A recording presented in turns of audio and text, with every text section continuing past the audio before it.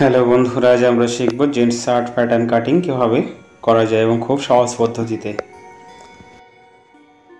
আমরা প্যাটার্নের কাগজটিকে উপর থেকে একটা লম্বা লাইন টেনে নেব এবং সেখান থেকে শোল্ডারের জন্য 2 ইঞ্চি ডাউন করে নেব। বরাবর দাগটি সোজা করার জন্য পয়েন্ট করে নিয়ে দাগটি কেটে নেওয়া হলো। আমরা লেন্থ নেব 24 ইঞ্চি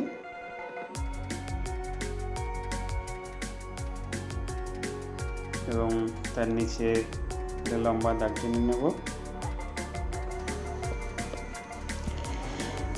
এরপরে আমরা বোতাম পাটি এবং ঘাট পাটির জন্য 15 ইঞ্চি ক্লিয়ার দেব এবং সেখান থেকে আমরা একটা লম্বা দাগ টেনে নেব।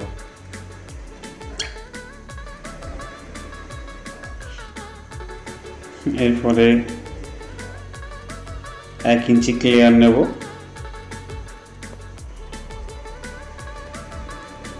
যেটা আপনার বোতাম পাটি এবং ঘাট পাটি একে অপরের উপরে থাকবে।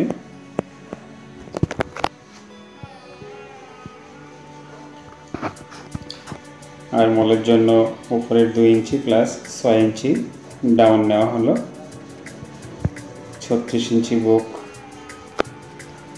36 ইঞ্চি চেস্টের উপরে প্যাটার্নটি কাটা হবে এবং সেটা 40 ক্লিয়ার হবে। রেডি। বেলি 35 বা স্টোমাক এবং হিপের কাছে আমরা 36 নিয়ে নেব।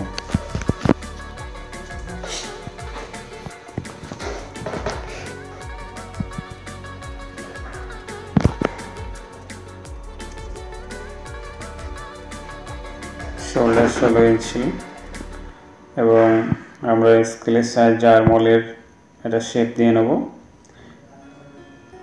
যেখানে আর্মহোলটি কাটা আমাদের খুব সুবিধাজনক হয়।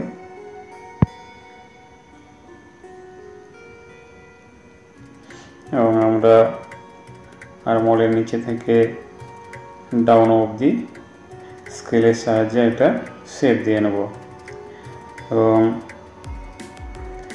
চাইনিজ কাটিংয়ের জন্য 2.25 ইঞ্চি ডাউন করব সেখানে এবং স্কেলের সাহায্যে সেটাকে একটা রাউন্ড শেপ দিয়ে নেব।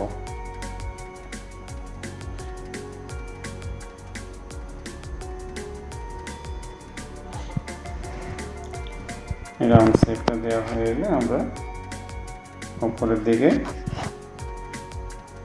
গলা বা নেকের জন্য 3 ইঞ্চি নেব এবং শোল্ডারটাকে দাগ টেনে দেব এবং স্কেলের সাহায্যে নেকের শেপটা খুব সুন্দরভাবে দিয়ে নেব। এরপরে আমরা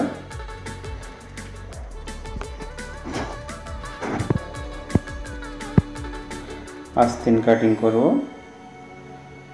আস্তিনের জন্য আমরা একটা আলাদা করে পেপারস নিয়ে নিয়েছি।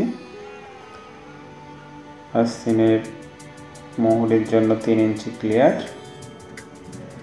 এবং আস্তিনের আর্মহোল থেকে 4 ইঞ্চি ডাউন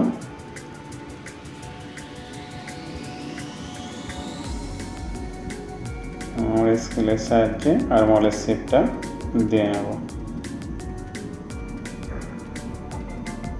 এভাবে স্কেলের সাহায্যে আপনারাও আর্মহোলের শেপটা দিয়ে নেবেন এবং সেটা সুন্দরভাবে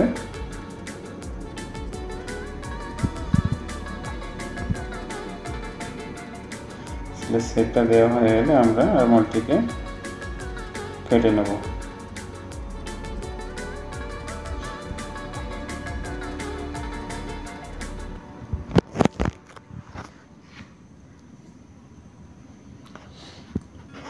আর্মহোলটি কাটা হয়ে গেলে আমরা ফ্রন্ট সাইডের শেপ দিয়ে নেব। ফ্রন্ট সাইডের শেপটা ঠিকঠাক না হলে আর্মহোল আস্তিন জোড়া সমস্যা দেখা দেবে।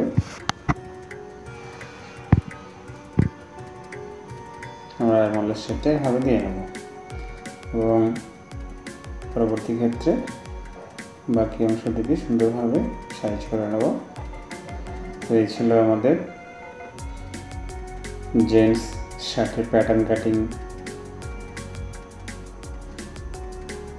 বন্ধুরা, ভিডিওটি ভালো লেগে থাকলে চ্যানেলটিকে সাবস্ক্রাইব করবেন এবং ভিডিওটিতে লাইক করতে ভুলবেন না।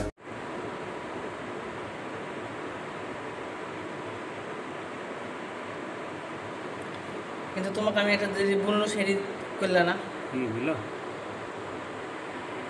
ও লাস্টে জুটছে ওটুকু।